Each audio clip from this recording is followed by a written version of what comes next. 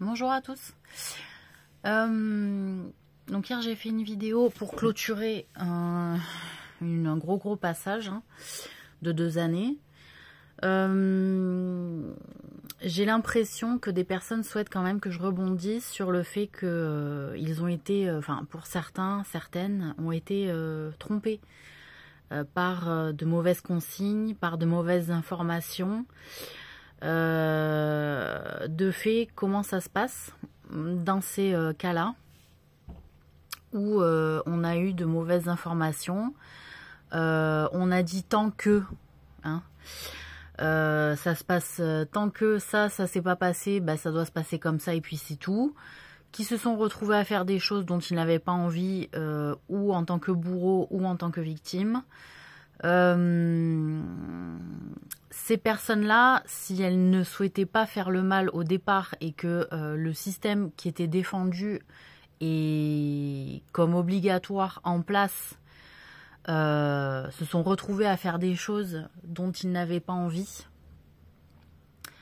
et en réalité, ils ne sont pas complètement responsables. Alors, tout dépend de leur... il y a un niveau de responsabilité dans le sens où est-ce qu'ils ont adhéré à un système pour avoir des choses non nécessaires pour eux, d'accord? Est-ce que c'était des plaisirs en plus? Est-ce qu'ils ont eu l'impression d'avoir des besoins qui étaient pas des besoins de base, donc c'est-à-dire du surplus de plaisir, du surplus de droits, du surplus de richesse, etc. Et que pour avoir ce surplus de richesse, ils ont dû faire des choses mal. Sachez que il valait mieux ne pas s'enrichir sur le mal. Voilà, il fallait pas... même si le système en place pour s'enrichir était tel qu'il fallait faire du mal, sachez que la préférence était, comme il a été rappelé maintes et maintes fois dans les livres religieux, de préférer la pauvreté plutôt que de faire le mal. C'est pour ça que généralement les prophètes étaient pauvres et que l'exemple en réalité de vie qu'on avait, nous, en tant que prophètes et ceux qui ont été messagers, c'était l'exemple de la pauvreté et que généralement les gens n'ont pas suivi en disant « ouais, il faut être pauvre, etc. » En réalité, c'est parce que le système était corrompu, le système était basé sur des mensonges, que le bien était pauvre, que ceux qui défendaient le bien étaient des personnes pauvres. Parce que si le système mettait en avant les personnes qui faisaient le bien, si le système mettait en avant des personnes qui prônaient la justice, la vérité, la droiture, l'honnêteté, et que donc c'était pas des relations d'hypocrisie, c'était des relations sincères, c'était des relations de camaraderie vraiment chaleureuse, ceux qui font le bien n'auraient pas été punis de faire le bien, puisqu'en réalité le pouvoir était maintenu par des gens qui préféraient le mal. Voilà. Donc c'est pas par goût que on indique la pauvreté en fait pour les croyants entre guillemets, c'est une protection dans le sens préfère être pauvre plutôt que faire le mal. La richesse n'est pas interdite du tout, en islam elle est absolument pas interdite. Il me semble pas que chez les chrétiens elles soient interdites non plus, et il me semble pas que chez les juifs elles soient interdites non plus. Donc, comme quoi, on peut vraiment se tromper et penser que parce que l'exemple à suivre était dans une pauvreté, en réalité, on suivait quelqu'un qui était marginalisé par la société, qui n'était pas récompensé par la vérité qu'il apportait. Si les gens avaient dit « Oh, tu es un messager de Dieu, oh, tu as reçu la vérité, oh, tu as un livre à nous faire partager de l'enseignement de Dieu », alors nous allons te faire riche, nous allons t'offrir un palais, nous allons mieux te servir et nous allons chercher à comprendre ce que souhaite Dieu pour le peuple humain, ici, la race humaine. Voilà, normalement, comment prophètes et messagers auraient dû être accueillis. Mais en réalité, ils ont été pourchassés, ils ont été martyrisés, ils ont été torturés, ils ont été tués, ils ont été découpés, ils ont été ensorcelés. Voilà, le traitement qui a été fait vis-à-vis de ces personnes-là. Donc c'est gentil hein, d'expliquer au monde que oui, mais si tu crois en Dieu, tu vas rester pauvre. Pas du tout. Ça n'a rien à voir. C'est le traitement que font les gens entre eux qui fait qu'on devient pauvre, qu'on le reste ou qu'on change de condition. C'est l'entraide qu'il y a entre les humains, entre eux. C'est la réalité des relations humaines, en fait, qui font qu'il y a des personnes qui vont s'en sortir plus que d'autres ou pas. Et que s'il y a un système, je veux dire, pourri, hein, voilà, il faut le dire, pourri. C'est un système pourri qui empêche que des personnes puissent s'enrichir, puissent faire un petit peu acte de domination sur sa propre vie, hein.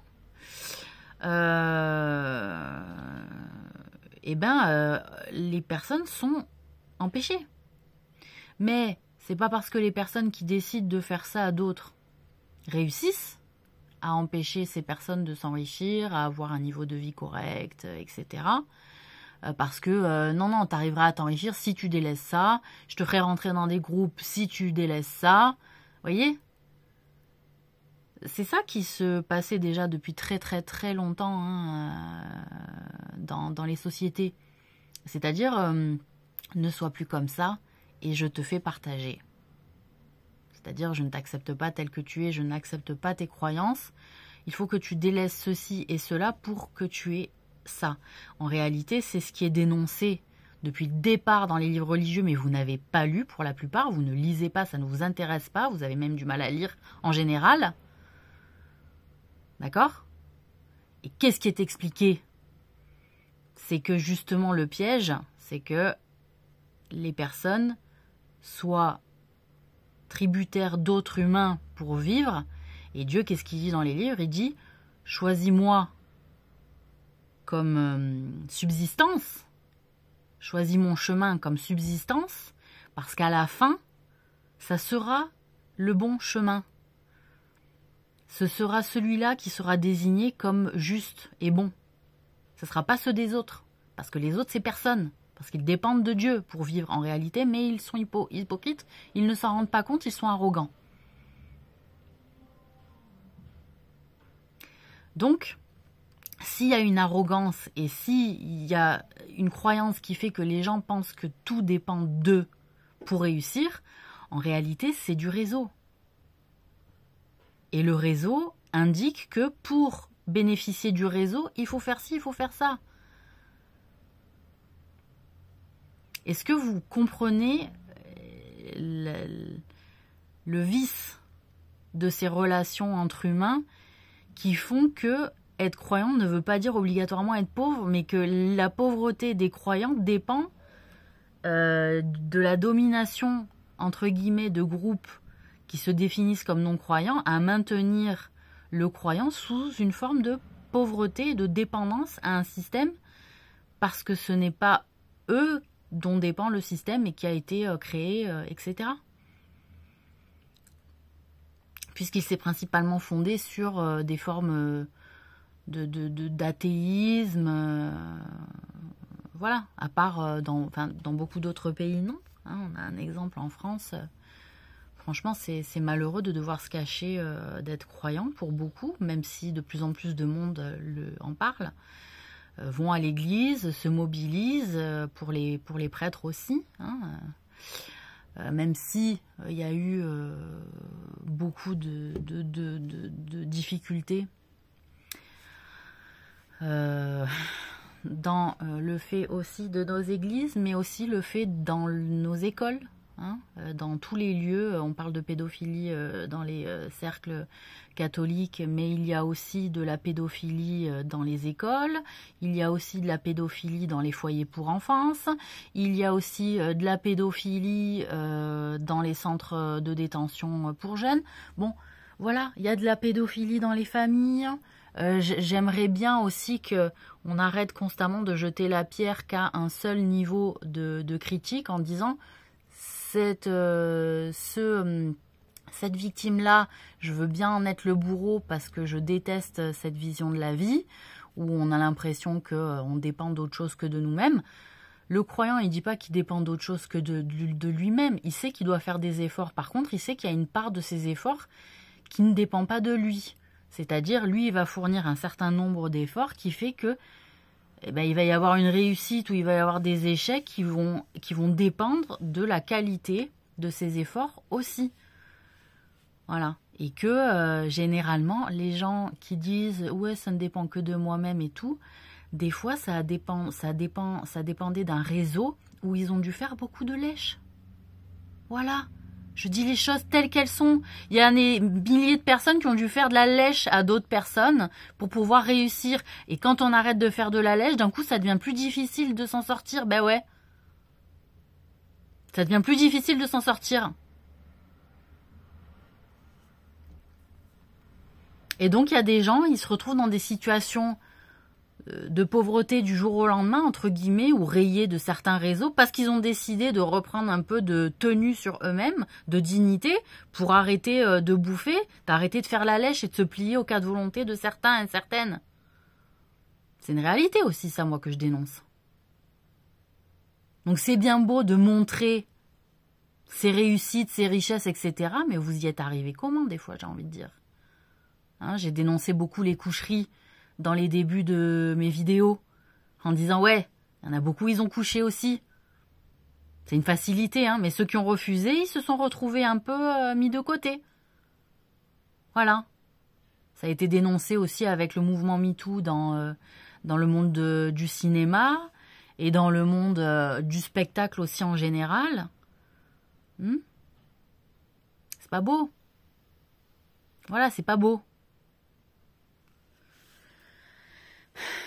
Donc, qu'est-ce qu'on fait quand on arrive à ce niveau-là de relation où on est obligé de se plier à des règles pas forcément très humaines, hein, pas forcément très respectueuses, des règles de bienséance, hein, de respect les uns envers les autres, par exemple.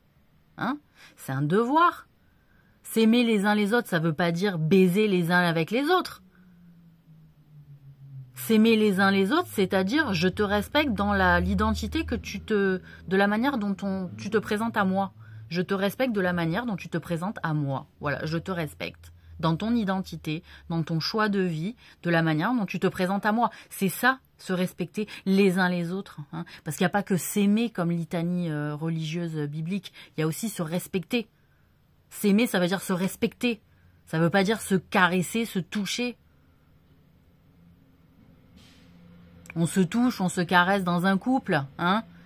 On fait des câlins à un enfant, voilà, de manière propre. Et pas vicieuse. Et ça, je comprends pas que pour énormément de monde, ça soit pas lisse, en fait, comme point de vue. Ça soit pas lissé. Il y a beaucoup de gens, ça pêche, en fait, dans le raisonnement. Quand je dis quelque chose comme ça qui paraît logique pour d'autres personnes, et ben pour d'autres personnes, c'est pas du tout logique, il y a un couac qui se passe dans la tronche, et ça fait pas loin en fait, ça fait pas logique. Il y a des difficultés. Alors moi j'ai envie de dénoncer les groupes auxquels ils ont appartenu, qui leur ont mis des croyances dans la gueule, qui les ont enrichis, aussi entre autres, et que ça fait peut-être belle lurette que c'est comme ça et qu'ils n'ont pas pris la mort aussi depuis très longtemps.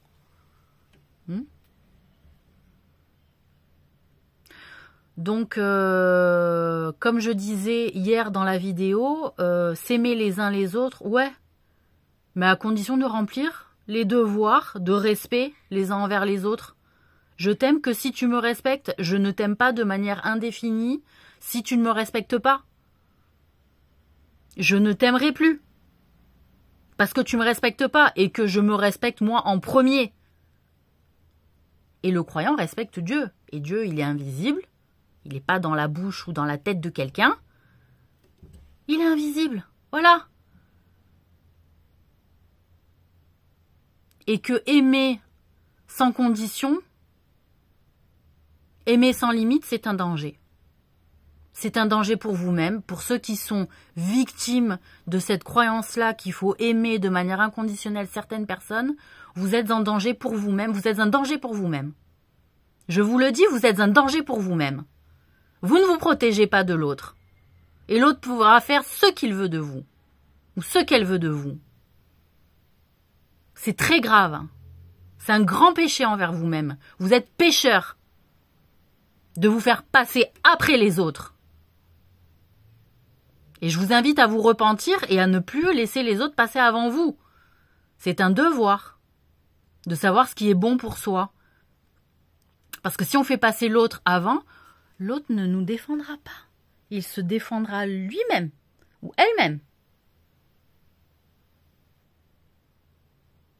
D'abord, parce qu'il a trouvé quelqu'un qui peut l'aimer de manière inconditionnelle et qui va faire qu'il va toujours passer avant l'autre.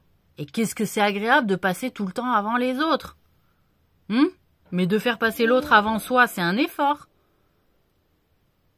Donc ça doit être un échange dans la relation. Je te fais passer un coup avant, puis après tu me fais passer avant, tu me fais passer avant, puis après je te fais passer avant. Voilà. Notamment dans les couples. Ou notamment dans les relations d'amitié aussi. Parce que combien de fois j'ai vu des filles se faire bouffer par une de leurs amies, soi-disant la meilleure amie, qu'elles lèvent tout le temps, qu'elles élèvent tout le temps, qu'elles se trimballent tout le temps à deux de partout, et qu'il y en a une qui bouffe l'autre, c'est sûr, parce qu'elle se fait passer après sa copine, parce que sa copine, elle a toujours des soucis, elle lui prend la tête au téléphone tout le temps, elle passe de longue avant. Et toi, ta vie, tu en fais quoi? Tu penses à toi, c'est quoi tes désirs, c'est quoi tes besoins, ta journée c'est quoi, c'est pour l'autre? Ou ta journée c'est pour toi-même? Et moi j'ai vu vraiment de gros dysfonctionnements humains, parce que moi j'aime bien, on me voit toujours comme la gentille qui pleure quand on la sensibilise à une question un peu d'humilité, vous voyez? Mais moi je chiale, mais je me suis pas fait bouffer par les gens. Ils ont dû le faire en cachette, pas en face, Sinon ça prend pas avec moi. Croyez quoi, que j'ai léché le cul à qui, moi? Vous rigolez ou quoi? C'est tout dans mon dos.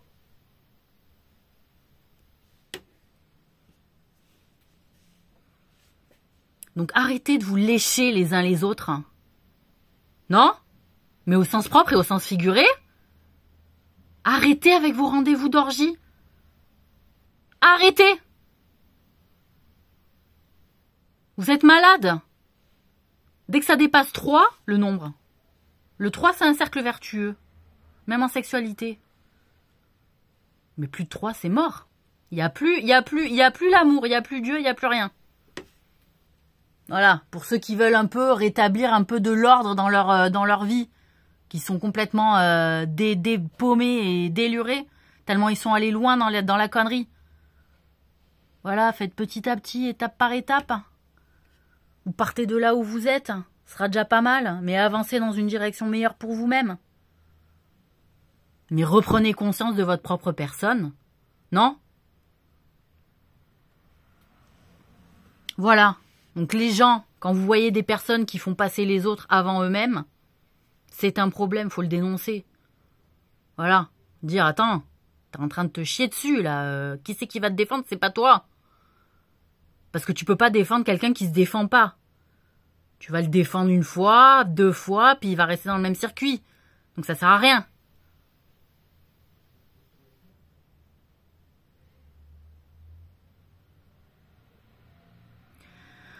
Voilà, donc aimez-vous vous-même.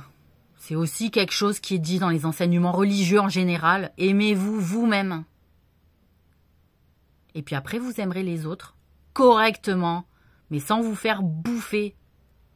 Voilà. Et aimer Dieu, en dernière instance, c'est s'aimer soi-même, mais dans le respect et dans les principes qu'il a indiqués pour la bonification, on parle de la bonification pour le vin. Parlons de la bonification de l'âme, les alchimistes, ils s'y connaissent un peu. La bonification de l'âme, c'est un travail, c'est un façonnage. Donc il faut la façonner, il faut façonner son cœur, il faut façonner son âme, il faut façonner son esprit. Il faut façonner, il faut bonifier notre âme, notre esprit, pour dans le temps qu'il soit plus en paix. C'est pour ça qu'on dit, les religions, normalement, c'est la paix du cœur. Se rapprocher de Dieu, ça amène une paix au cœur. On n'est plus en stress, on fait confiance, on lâche prise. On n'est pas dans le contrôle, On arrive à lâcher prise. Voilà. Donc les gens, ils ont l'impression que parce qu'on lâche prise, quand on devient croyant, c'est une forme de faiblesse parce qu'on n'a pas genre réussi tout seul. Non mais j'adore, tu vois. C'est juste, on n'a pas réussi tout seul à lâcher prise, donc on a eu besoin de Dieu, donc c'est une faiblesse. Peut-être qu'il va falloir faire preuve d'humilité, ouais. Et qu'on n'est peut-être pas si fort que ça tout seul. Et peut-être qu'on a besoin de lui, en fait. Peut-être qu'il va falloir faire preuve d'humilité, tout ce que j'ai envie de dire, avec vos gros égos, là. Soi-disant, il faut y arriver tout seul, sans aide, sans rien, sans personne.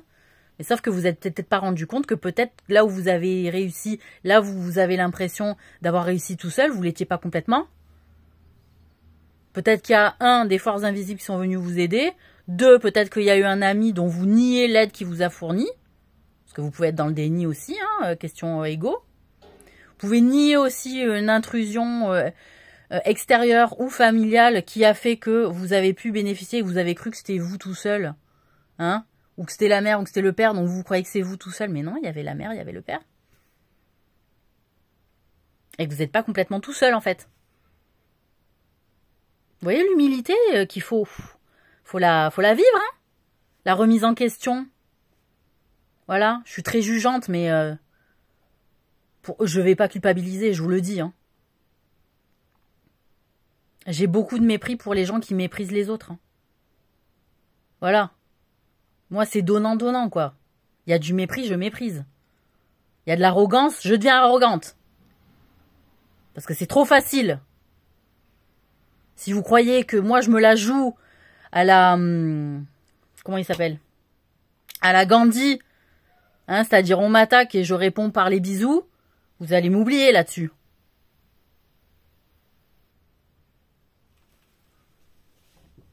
Voilà, donc le pacifisme, ça va 5 minutes. Hein, mais c'était les années 70, 60, 70. C'est terminé. Voilà, on est au 21e siècle et on brasse toujours la même merde. Il n'y a pas de quoi être fier. Voilà. Donc je fais un point aussi parce qu'il y a beaucoup de choses à dire, il y a beaucoup de choses à voir et je pense qu'il y a beaucoup de mise en échec aussi volontaire dans les gens qui vous entourent. Sachez-le, il y a des personnes qui connaissent les bons conseils, qui les mettent pas en pratique, pour pas en donner l'exemple déjà de une. Alors là, elles sont particulièrement mauvaises ces personnes-là. C'est-à-dire, elles ne mettent pas en pratique les bons conseils pour que les autres ne devinent pas ce qu'il faut faire pour s'en sortir, vous voyez, pour réussir. On en est là dans la manipulation collective, en fait. C'est grave. Et les gens, ils se fréquentent et ils tolèrent ça. C'est grave. Vous n'avez aucun respect pour vous-même, ceux qui acceptent ça. Aucun.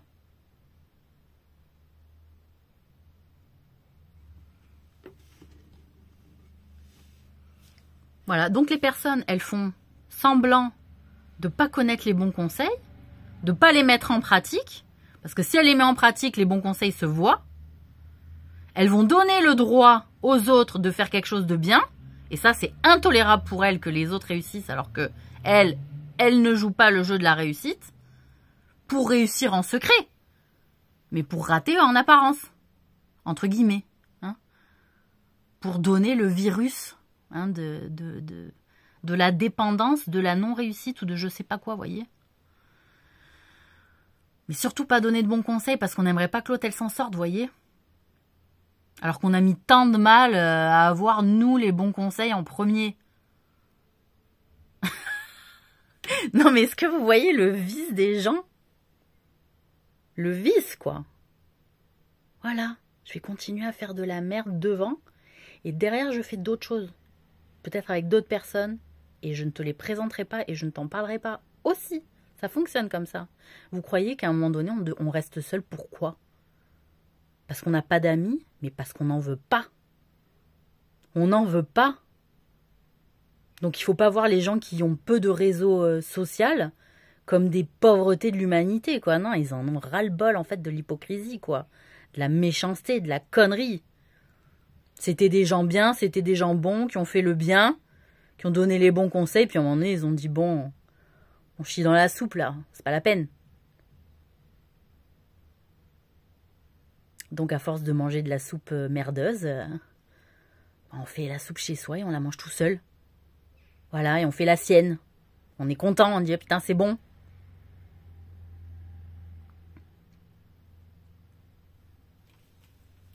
Voilà, moi j'ai découvert tout ça hein, sur mes chemins, sur mes voyages, au sein de mes voyages, vous voyez, du monde relationnel humain, dont je me suis fortement détachée, franchement.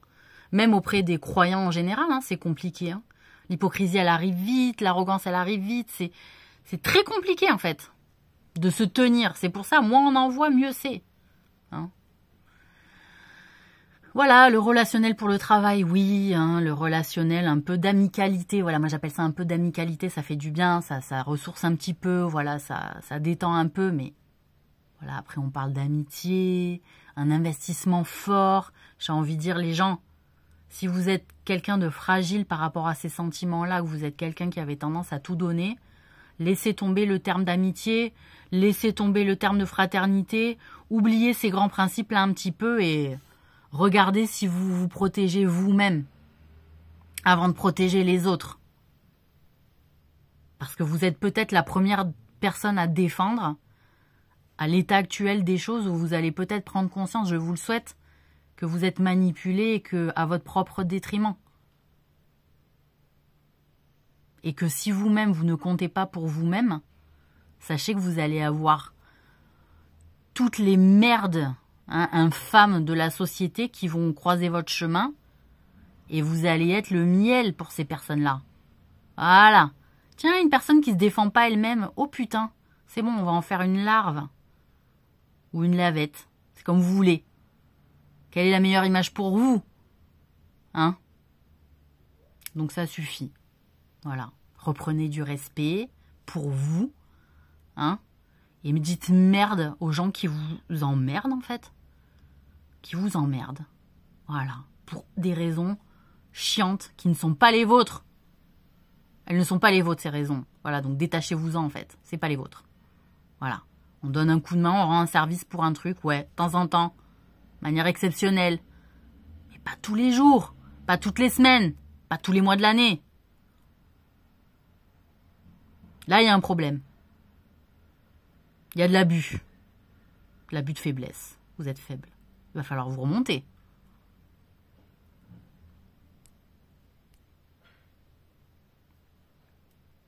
Voilà. Donc, c'était la vidéo du jour. Je suis bien remontée comme un coucou. Donc, peut-être il y en aura une deuxième. Peut-être. Hein, si je me dis, mince. Peut-être un truc dont j'aurais dû peut-être insister. Bon, enfin, je vous souhaite une très, très bonne journée et un bon week-end. Oui, tous les gestes sont à moi hein, au départ. C'est des gens qui me les ont piqués. Hein, vous inquiétez pas. Ça, pour m'analyser, pour me piquer les attitudes, il y en a eu des tas. Pour piquer mes physiques aussi, il y en a eu des tas. Hein, vous inquiétez pas. J'ai eu bon nombre de physiques qui ont été pris. Hein. Bref, dans toutes mes vies là. Voilà, donc les gestes, c'est à personne. Ça a été de la récup, ça. Hein, j'ai été d'occasion pendant des années, moi. Voilà. Donc maintenant que je suis neuve, c'est mieux.